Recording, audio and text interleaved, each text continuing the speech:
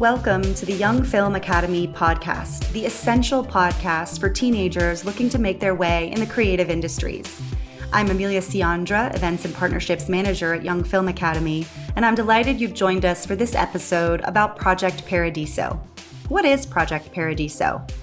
Well, it was a crazy idea that YFA director James Walker had, where he wanted to take a group of students away from the UK to some kind of location that would look different on film and make a really great film for Young Film Academy. We wanted to make something that we could decisively enter into festivals and could be an opportunity for our young people who maybe age out of our programs or are nearing the end of their time in our programs to experience what it's like when an experience is part educational and part professional.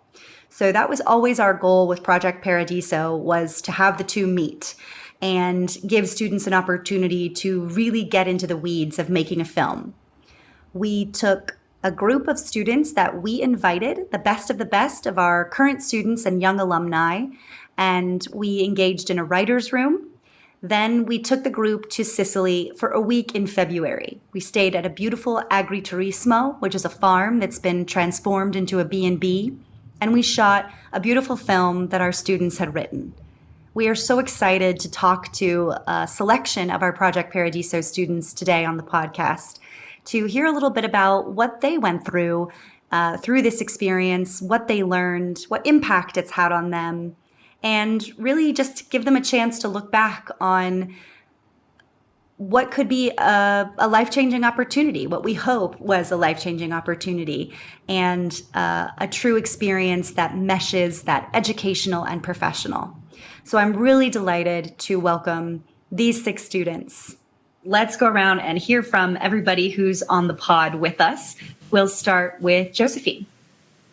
Hi, my name's Josephine. I was on production and also on the writing crews. I am recording in London, England. Wonderful. Thank you so much, Jo. And we'll hear from Jo, especially she was in the writer's room, and she'll give us a little taste of what that was like, because everybody else was not privy to that. So next up, let's hear from Tristan. Hi, my name's Tristan. I was in the crew on Project Paradiso, and you're hearing me from Fife in Scotland. And can you just say really quickly, what was crew responsible for? So basically, crew is responsible for camera, lighting, and sound. So all the little bits that make up the practical elements and the technical elements of the film. In production, at least, not in post-production. Great. Brilliant. Thank you. Marcelo. Hi, my name is Marcelo, and I was also on the crew, so in camera crew, and I'm calling in from Spain. Wonderful. Thanks. Elle? Hi, I'm Elle. I was also on the crew, and I'm in Essex. So, thank you. Theo? Hi, I'm Theo. I was in the directing team, and I'm calling from Oxfordshire. Great. Thanks. And Grace? Hi, I'm Grace. I was part of the production crew, and I'm calling in from the not-so-sunny Norfolk. And of course, I'm coming to you from London. All right. So thank you all so much for being here. We're really excited to hear you talk about the experience of Project Paradiso. And we want to go kind of right back to the very beginning, which is, I think probably, yes, all of you were at summer camp in 2022. And so you heard us talking about this idea for Project Paradiso and that it would be an invited group of students to come and make a film with us. So does anybody want to tell us what it was like when you got accepted? Does anybody remember what that was like or where they were? Yeah, Josephine. So I remember I'm on my way home and I hear from my friend, Maurice, and she's like, "Oh my God, I got in. What about you? What about you? Are you nearly home? When can you hear?" So I start running home because honestly, I can't wait to hear. I really want to go there. I want to be with her, you know. So I get home, I go to my mom, she's on the phone. I'm like, "Did I get in? Did you get an email?" And she's like, "Not right now." And I'm like, "Did I get in?" And she's like, "You have to wait for your dad to get home. He's the one with the email." I wait 2 hours. He gets home. I start bombarding him with, "Did I get in? Did you get an email?" And he gets his phone, finds his an email, and he's like, oh, I don't think you got in. And I don't know why they'd send a rejection email. And I start like, oh no. And then he's like, oh, never mind, you got in. Oh, so man. It was a complete whirlwind of emotions, honestly. What a roller coaster your parents took you on. That's great. Anybody else remember that experience? I remember I was out, I think, with a friend. And when I got back, my mom was freaking out. And she just kept me, she's like, just told me I got in. And we all just started freaking out because at the time, I'd been buried in so much schoolwork, I had not had to do very many film things for a while. And so it was just such amazing news and such a big shock. And it's such a great change of pace because I had that huge thing to look forward to in February. Yeah, absolutely that's amazing. wonderful. I remember I think when I heard of it, I didn't think I'd get in, but I really, really wanted to. Just the sound of it sounded absolutely fantastic. It was an absolute dream. That's wonderful. Thanks, Tristan. Anybody else remember their experience? Did anybody else's parents, Grace, did your parents take you on a whirlwind like Joe's? I mean, I was a bit unfortunate when I found out. I had COVID. So I was just like in my bed feeling probably one of the most deep stages of illness I've ever felt. And my mum knocked on my door, and we all had COVID. It wasn't fun. She knocked on my door and she was like, well, I know you're feeling rubbish and I know you've just woke up, but by the way, you got onto Project Paradiso. And I couldn't really talk, so I just started sort of like screaming with my body instead of with my mouth. And I was, it felt like a very sort of like validating experience, because I think as young filmmakers we're like, oh yeah, I want to push myself to be the best that I can be, but you never know if you're actually, what you're putting in is actually what they want to see. And then being able to be selected for something like this, it was like, oh, maybe I can actually do this, and maybe I am actually sort of good enough to be able to be selected for such a like amazing project. And what a silver lining to being in bed with COVID. Absolutely. Anybody else want to share? Yeah, Elle. Yeah, I was in my physics lesson, so I couldn't tell anyone like what was happening. My dad forwarded it to me, and he didn't say anything. He just forwarded me the email, and I kind of freaked out in my physics lesson, but I couldn't do anything until I got back to like my friends at break, and I was like, guys, remember that thing I told you about that I was never going to get into? Oh, well, that's great. I kind of had to suppress it for a bit. I hope your physics teacher isn't listening and knows that you were on your phone in your physics lesson, but that's wonderful. All right. Well, thanks, guys, for sharing that. I think that's really nice for us to hear. We did feel, I remember the day in the office when I got to send out those emails, and I was feeling very excited about hopefully exciting lots of you all with the news. So it's nice to know how it was on the other end. So then we all found out we were getting in, and we went through a crazy crowdfunding experience, and then we got to go into the writer's room. And Joe is the one of us who was in the writer's room. I wasn't even in there myself. So could you tell us just a little bit, Joe, about what the writer's room was like and kind of how the three of you worked together to create the story that we did end up shooting in Sicily? So, sorry. The first couple sessions, me and Charlie and Rosalind were kind of just getting to know each other, knowing what kind of films we wanted to do. And then Josh, the supervisor, would kind of give us these small elements and tell us to make scenes with them. And I'm pretty sure where our story started was with Emily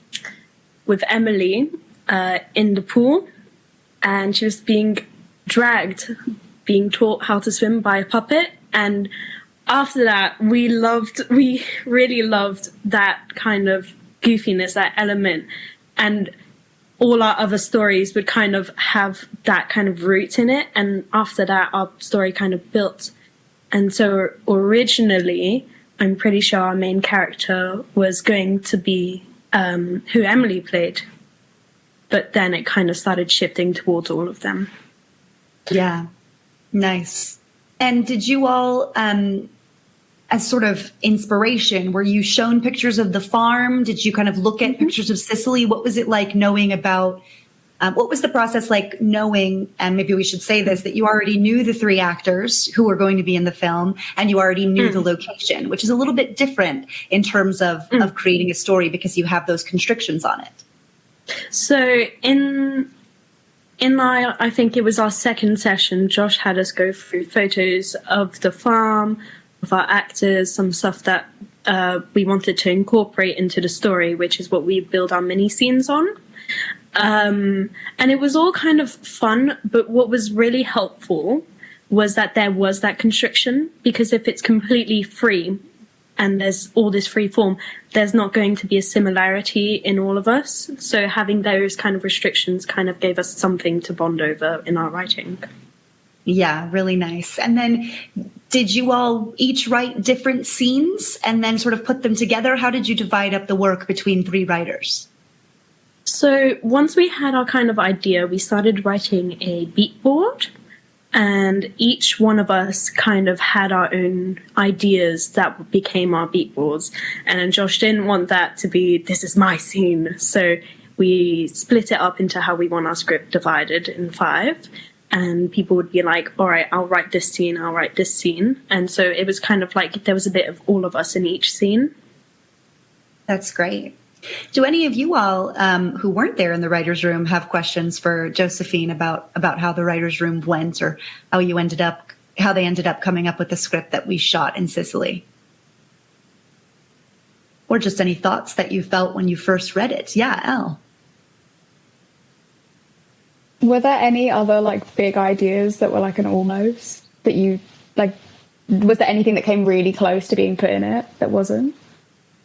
So one thing that we all really wanted from session 1 was a sad but happy ending, which we were all like, we know how our film is going to end. And I'm actually really happy that we incorporated that kind of feeling of happiness, but there's also this kind of time to say goodbye at the end, which I'm happy with how it ended up.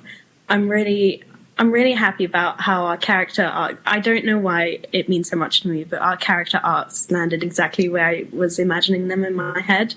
And it's something that works so perfectly for me, and I have no idea why it's so important to me. Well, it's very important for storytelling that character arcs land. So you deserve, I think, to be proud of that. Yeah, that's a great question, Elle. Anybody have any memory of sort of what you felt the very first time you read the first script? Yeah, Marcelo. I was going to ask a bit on a different side of things, but I was curious how long the process was from start to finish of the script writing.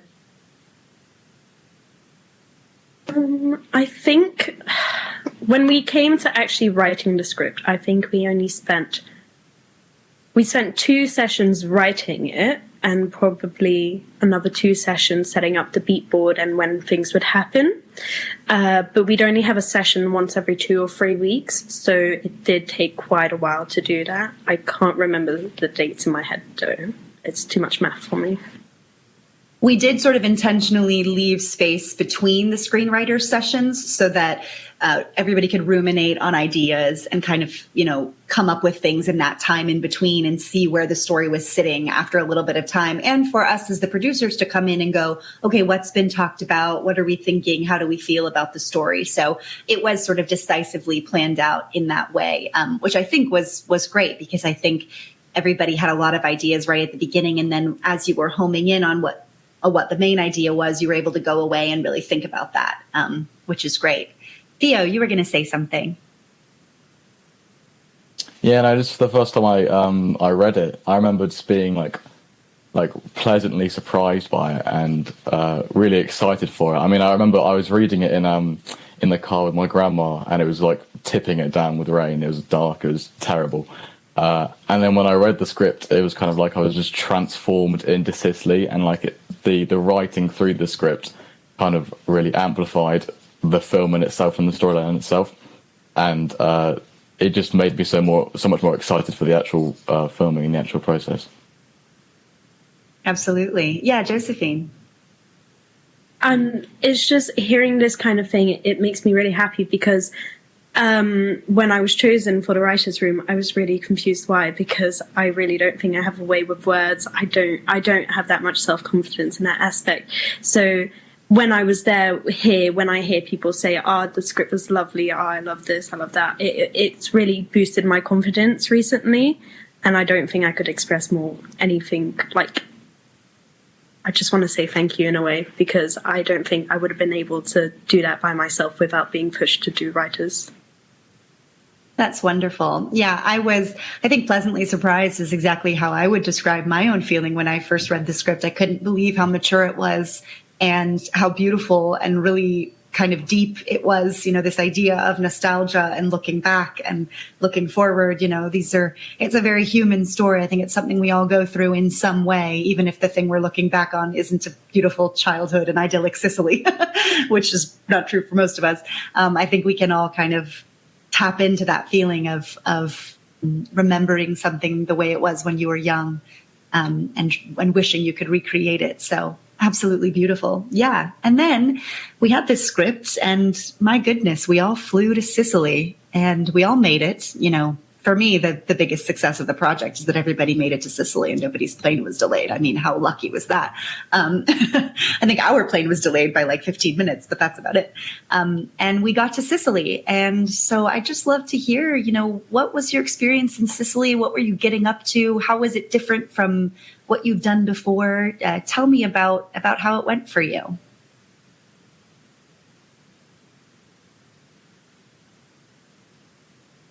All right, Tristan, thank you. For me, Sicily was like a whole nother life compared to what it was like in Scotland, because you work with these people all day. You're doing these amazing things with the camera, with the crew. And that's, throughout between lunch and dinner, breakfast and lunch. But then you also, at night, we all go out to town together. It was absolutely wonderful. I actually got this, you can't see it, but we got all these bracelets together, this little machine that you had to crank around. We were like putting euros in. It was like gambling. It was really bad. And we'd all go out to town together at night. We'd all eat together. We'd all hang out together. But then we'd also all work.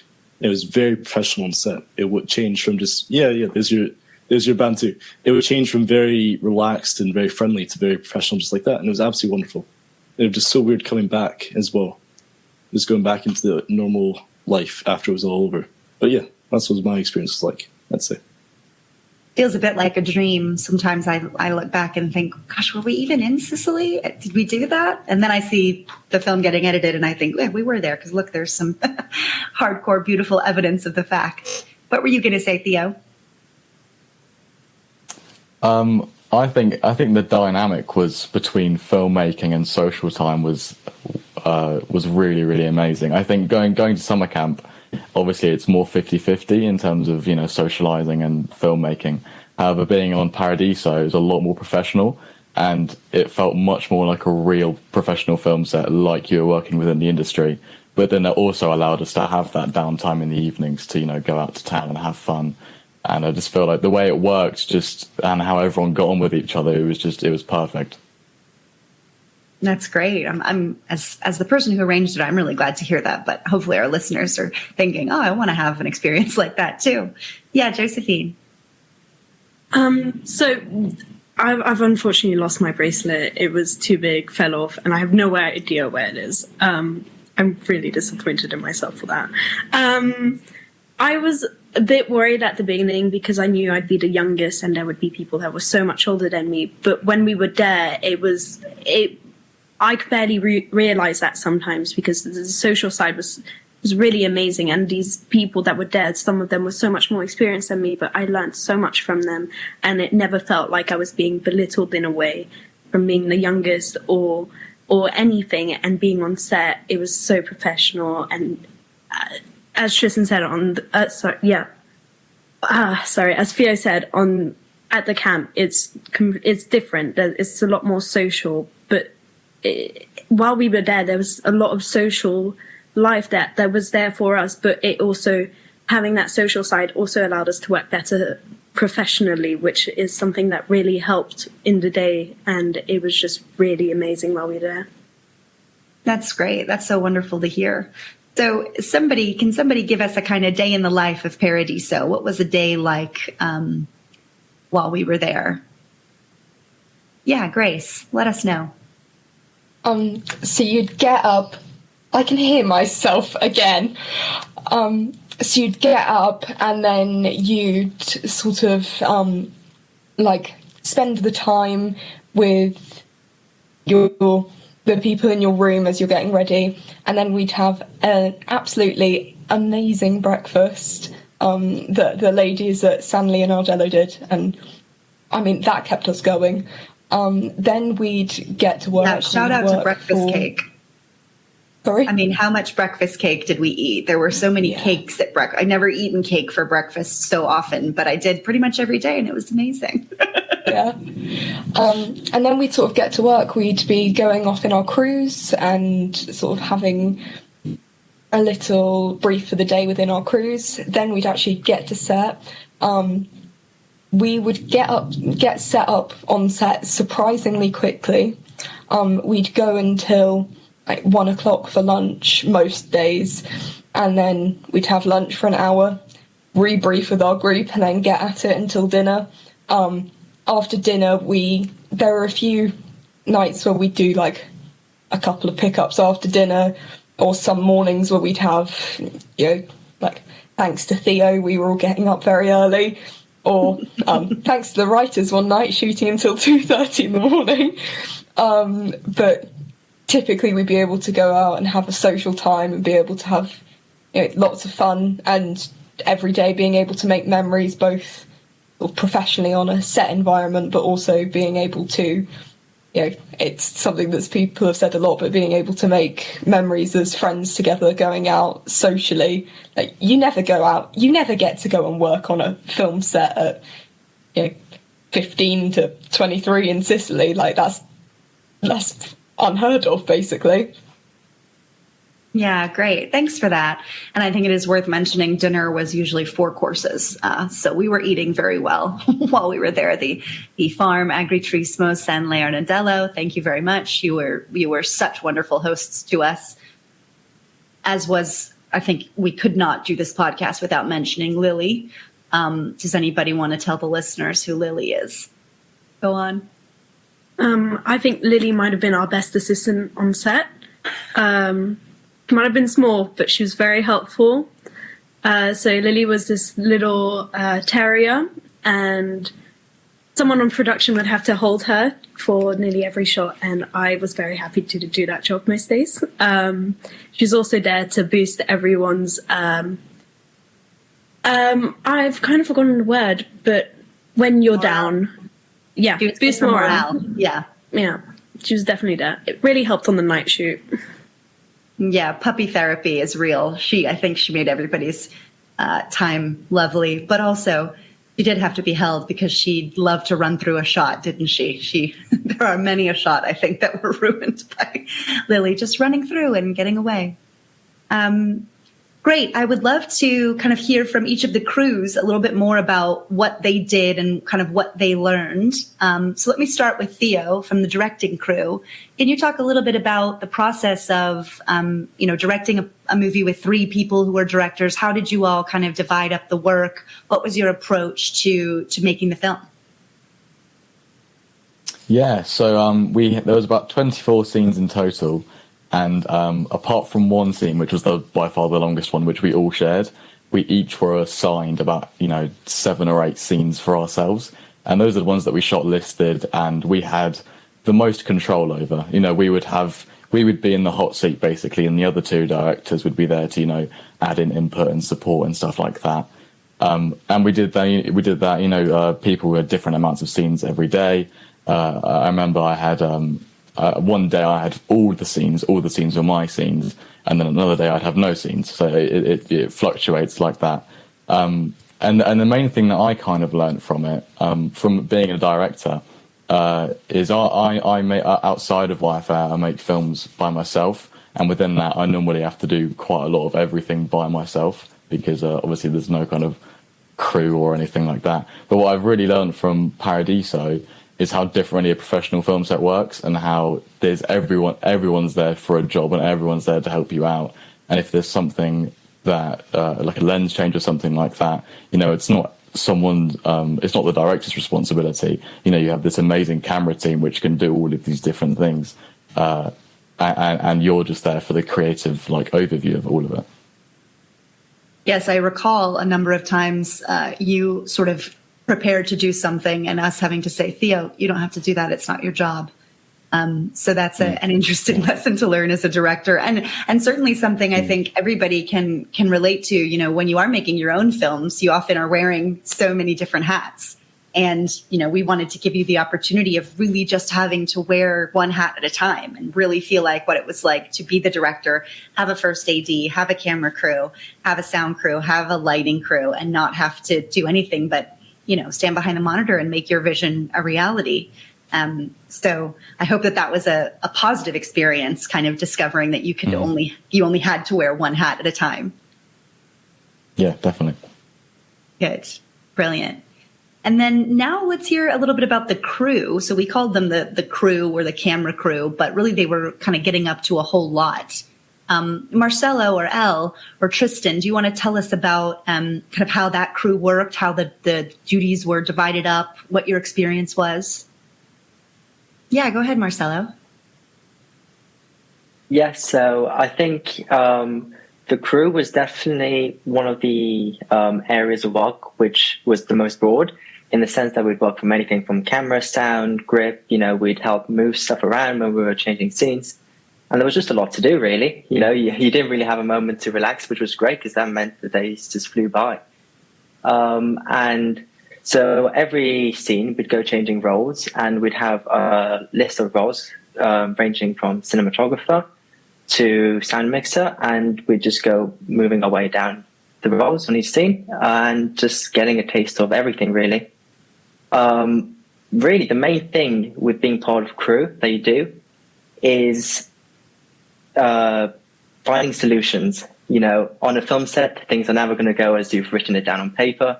There's always going to be issues that arise, and a very important part of the crew's job is to find solutions to those issues, which is always incredible because that's the same issues you're going to face on a real film set. So, you know, it was really a great learning experience in that sense. And what was your favorite thing to do? Or, well, I know what your favorite thing to do was because I know you, but tell us what your favorite thing to do is in general, and then what you found surprisingly maybe that you enjoyed on Paradiso that you weren't necessarily, that you didn't necessarily know you were going to enjoy. So I'd always had a love for lighting and specifically cinematography in this case. However, I also found myself particularly enjoying helping, you know, set everything up. So the role of the gaffer, you know, to help have all the lights set up in time, and even roles like the first AC to keep everything sharp in focus and help set up the camera beforehand. These are jobs which are, you know, really important on a film set and often overlooked. And it was just great to get the chance to work in all these different aspects. Absolutely. Thank you. Elle, do you want to talk a little bit about your experience and what you learned? Of course. Yeah. So I was really nervous going into camera team just because I'd looked up the equipment we were going to be using, and I was like, I've never been near a camera that I've never been near something like that. I don't know how to use it. And I was so nervous that I was going to get there and they were going to like tell me to get out of camera crew or something because I didn't know what the buttons did yet. But everyone was so helpful. Like, if I didn't know where something was or what lens to use, I could just ask someone else. And no one, like, didn't tell me because it was my turn on DOP and they wanted it to look bad or something. It was such a group effort, and I learned so much, particularly about lighting. What did you learn about lighting? Do you think you can articulate that, or what was something you learned that you didn't know? I really didn't know anything about lighting. I'd never been able to work with equipment. Like, everyone kind of got there knowing what the bounce and stuff did. Like, I knew what it did, but I'd never worked with one before. And like the big lights, I just didn't really know how to light a scene properly. I'd never been taught. So especially as second AC, I kind of just watched the whole time so I could pick as much up as I could. That's great. That's really wonderful to hear. And Tristan, what was your experience like on crew? Yeah, so for me, I was also quite nervous about being on crew because I didn't understand a lot of the technical like how to pressing the buttons. Like I felt like I'd be okay for cinematography and sound and actually planning things. When it actually came to the execution, I was really worried I'd mess something up and I was really worried I was going to drop a lens or a camera, because the camera we were shooting on was an Arri Alexa, I think it's called, and it's the most advanced camera in the world. So it's like no one's using it, and so I was really paranoid I was going to drop it or something was going to happen to it. But it was such a great experience, and I think the camera crew was just the crew is the best word for it, because we all felt like one big unit working together, and you all had your own jobs and you'd all work together. And by the end, we did do this rotation at first, but by the end it was more like if you felt like you wanted to do something, you could do it as long as everyone else communicated what they were doing at the time. And it was absolutely fantastic. And I'd agree with Elle and Marcel that when I went there, I really wanted to do DOP, but I think by the end, I really found out how amazing lighting is, how difficult it is as well. Like at the night shoots, I was standing with the super balance like that for about an hour between 1 and 2 a.m. just to get a little more light on James and Emily and Lachlan. It's like that little balance. It's not much, but it matters so much. And I think that was absolutely fantastic. Yeah, I think the discovery of, which we don't have time for at camp, which was part of what we wanted to do with Paradiso, is that we just had a little bit more time. We had time to go into why the shot needs to look the way that it does. And, we had Dom, who was the head of our crew, who's an excellent DP, and I could see that he was really going into sort of detail with you all about how and why you want the scene to look a certain way, what you can do to just get that little bounce of light on someone's face, or, especially in the night shoot, as you say, it's dark outside, but it can't be dark to shoot in. You need light to actually make sure that the scene is seen. And so, that was a really great learning experience for myself as well, going into the farmhouse and finding all of the light switches for outside and which light switches did what, and could we turn any of the lights off that were too bright or too dark, or so definitely lots of learning. I think everybody got to learn from watching the crew, and obviously the crew got to learn so much as well, but I certainly felt like I learned just watching. And then we had our production crew, which had a very, very broad remit.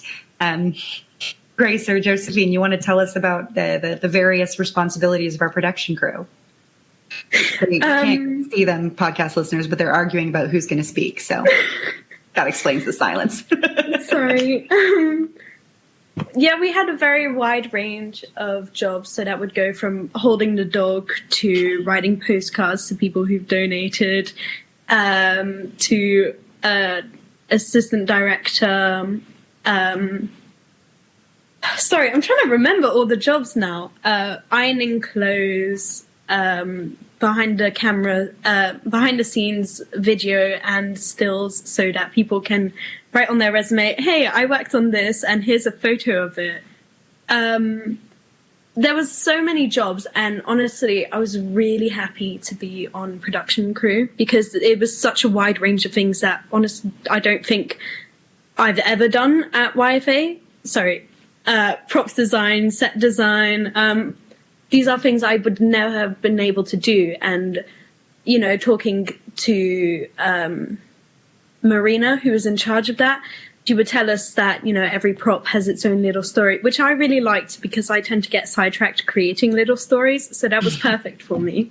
I also learned how to make a postcard, because embarrassingly, I've never written a postcard before, and I had to write about 20, and I tried 3 times before I could get it right.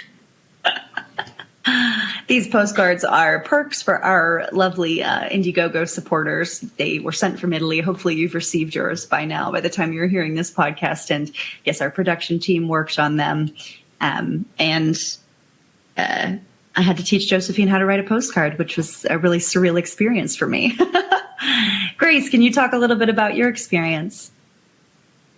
For me, the sort of main thing that I really enjoyed about Project Paradiso, especially being in the production crew, was the sort of like diverse range of roles you had to take on. Like, you could, even within one day, like especially when we were shooting outside for the montage scenes, you'd be going from, okay, I'm working on a Canon C100, I'm doing BTS, to suddenly I'm working on set design continuity and making sure that the flipping ice was correct, and sort of sorting actors out, and then the next day you'd wake up and suddenly you'd be on,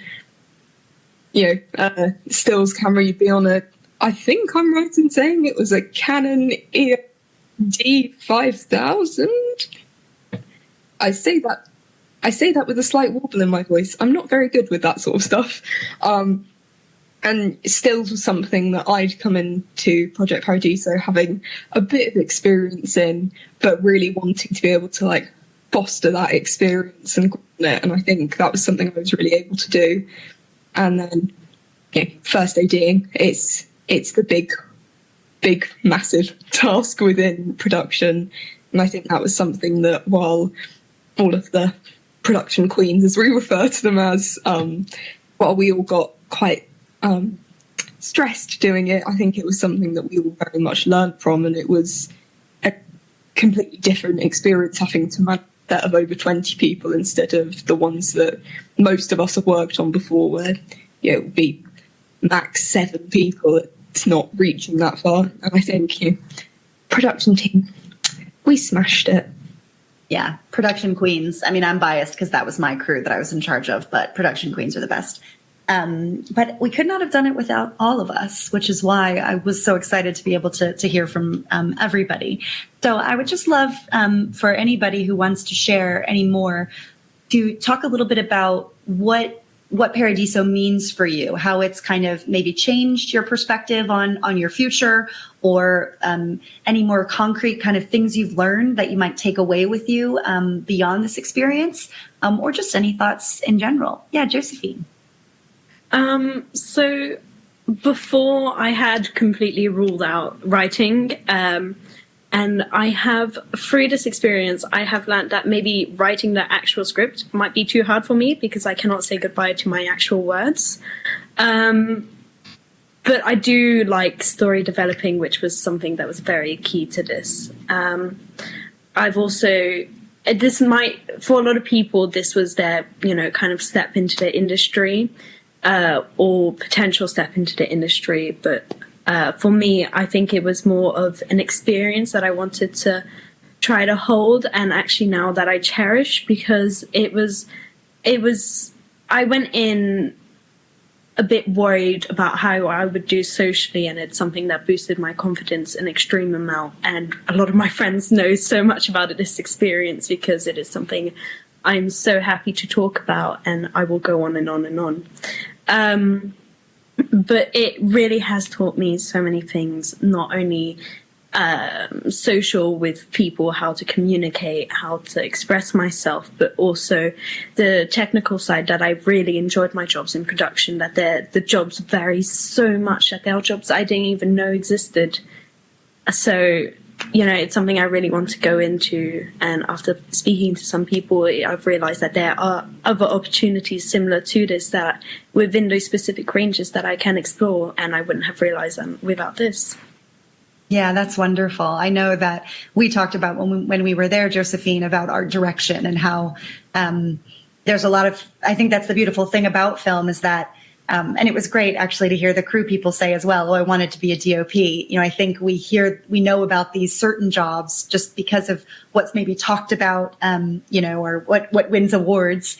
But there's so much else out there that goes into making the film what it is. And I think you guys haven't seen a cut yet, which you will soon, which is very exciting. But I've seen a cut, and I think that what is beautiful about the film that we've made is that it's really evident, I think, how much everybody from top to bottom, from each part of the crew, put in their work, because it is a really unified piece of film, and the vision, which is so hard to achieve with 3 directors, with 3 writers. We had a lot of voices on this film, and I think what ended up coming out of all those voices is actually a really beautiful harmony. So that's very exciting.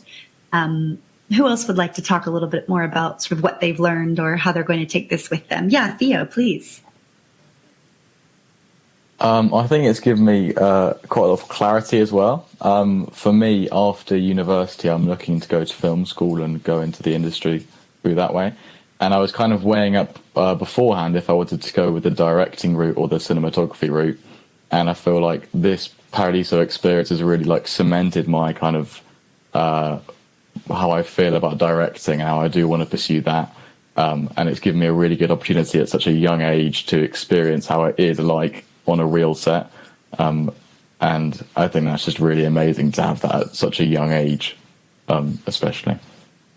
If I can pick out something purposeful to hear you reflect on, I know that one of the first things that you said when you got the script, Theo, was that not a lot happens. And I know that's because you make a lot of really action-packed films when you make films. And this is much more kind of slow, emotional film. And so I was wondering if you could talk a little bit about how that helped you, how that changed your approach as a director.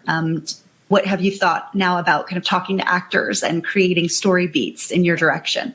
Yeah, definitely. I mean, beforehand, I have made a few action films with not a lot of emotion and a lot of killing. And basically, yeah, it's really broadened my horizon, because with the maturity of this script, I had to do so much more character work, talking with the actors about how they feel in certain scenes and how their feelings change. And it's just given me that other side of the coin of like a completely different genre that I hadn't really explored very much. That's wonderful. Thank you. Thanks for letting me pick on you a little bit. Anybody else want to reflect on their experience, what they've learned, how they feel like this might change their development in the future, or not even necessarily change it, just bolster it? Yeah, for me, even just like socially, like at school, after like making so many friends in the span of a week, I think I just felt like I came to school and I was talking to people that I've never spoken to at my school, and I've been going there for 7 years. And socially, I think that environment really helped. Yeah, that's great to hear. Could I just go a little bit deeper with you on that? Do you think that it was the collaborative environment that fostered that ability to have sort of new ways of communicating with one another, or was it the social stuff that happened afterwards? I think it's a lot to do with like the collective goal. Like everyone there wanted to make a good film, and everyone had that like shared interest. Like you'd never sit in a group of people and not have something to talk about because someone's always seen a film kind of thing they're gonna talk about. So yeah, to make such a good group of friends in a week, I think just really helped me. Yeah, that's wonderful to hear. I love that. And I will say, from an adult perspective, the staff did that too. The staff didn't all know one another before we went, and the 8 of us really bonded, and we had a lovely time as well. So that is something that I didn't expect to happen. Didn't know it was a wonderful sort of accidental boon of the process, was fomenting these relationships with new filmmakers that I hadn't met before. So Marcelo, would you like to say anything more about your experience, what you've learned, how this is going to impact your future? Yeah, well, I think the impact is definitely far-reaching. Like I can tell you, even before we even started Project Paradiso, I was putting this experience all over my applications for schools and courses and everything I could think of. But then after going through the actual filming process itself, I've learned so much about overcoming issues, but also just made great friendships that will, last a lifetime. So it's just incredible to have that perfect balance of having learned so much and having gained so much in both aspects. That's wonderful to hear. I'm so glad. And yes, I know we've already had some Paradiso crew success. One of our students got an internship with NBC Universal, so everybody else has to keep us informed of how all of your applications go, because we definitely want to hear about that. So thank you all so much for being here. I'm going to end with a final question, which is one I think we've asked you before for other purposes, but I think it would be great for the podcast audience to hear it as well, which is if you could summarize, categorize Project Paradiso in one word or a phrase. I'll give you a phrase as well. What would that one word or phrase be? And we're going to go rapid fire, and I'm going to make you say it so that it comes out really naturally. So, Josephine, go. Awestrucking.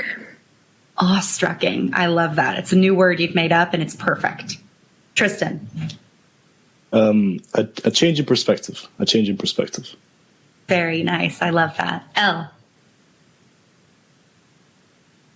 I don't think you really can. I can't sum it up that shortly. It was amazing. We'll take amazing. That's good. Theo. Extraordinary. Grace. Not to sound like melodramatic, but life-changing. I love it. Marcelo. Motivating, I'd say. That's wonderful. That's so great to hear. Well, thank you all so much for being here again. Josephine, Tristan, Elle, Theo, Grace, and Marcelo. These are just 6 of the wonderful students who joined us for Project Paradiso. I'm so grateful to you all for your time and for coming on the podcast. And I hope that you'll share this with all of your friends so that they know that the thing you're talking about was real and it happened and it was fabulous. And very soon we'll have a film to show. So that's going to be really exciting. So thank you all again so much for being here. Thank you. Thanks. Thank you very much. Cheers. Thank you.